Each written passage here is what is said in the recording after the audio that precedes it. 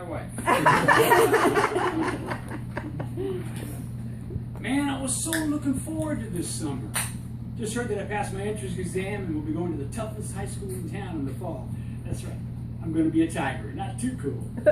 Not only that, one of my uncles got me this boss gig with the county road department. Digging ditches, riding around the truck with a bunch of guys my own age. Killer. I'd be smoking all the cigarettes I want and drinking cold water out of an igloo cooler. That's right. I was still trying to lose some weight. I figured the hard work would build me up and get a little tan. And there was always chicks hanging around in the summer, especially out in the boonies where we'd be working.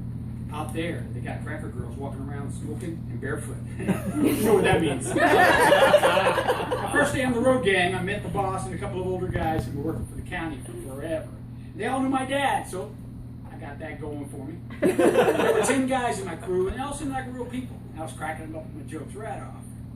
It was a lot of days working in the hot summer sun, filling potholes with this asphalt stuff called slag, and clearing out ditches full of brush and trash.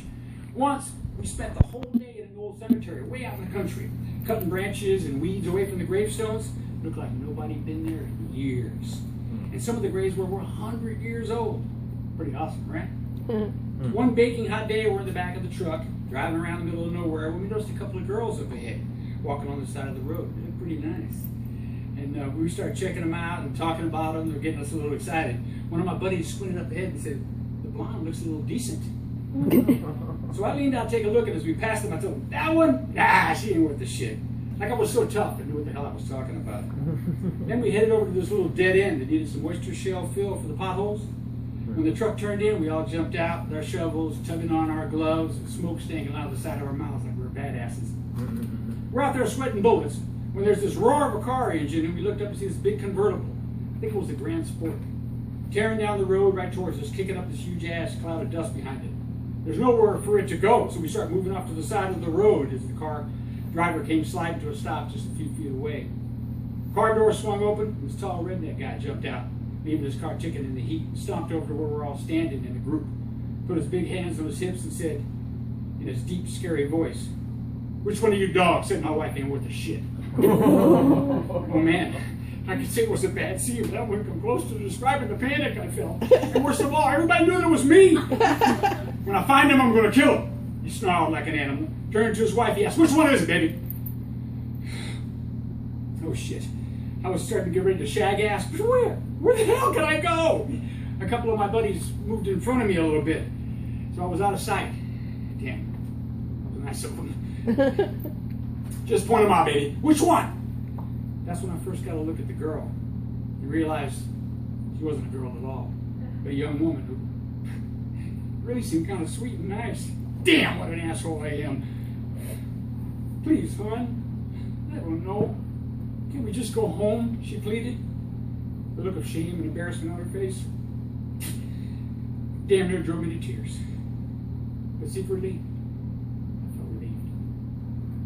Her husband just looked at us in disgust, spit on the ground, got back in the car, peeled out like a maniac, spraying us with dirt and stones.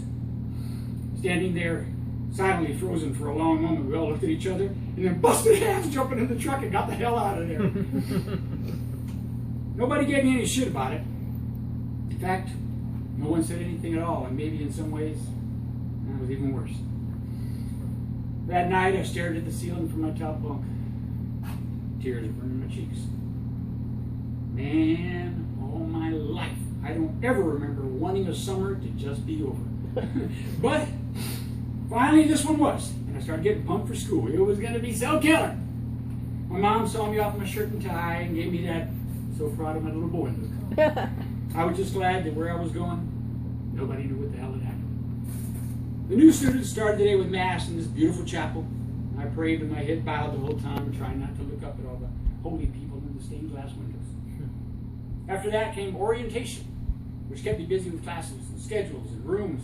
Finally, they let us check out the campus on our own and meet our new classmates. It was going to be radical! Hanging with the guys, shooting the breeze.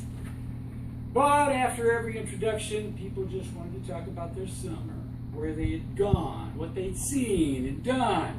And then always with the question, "How was your summer?" I could have told them about it.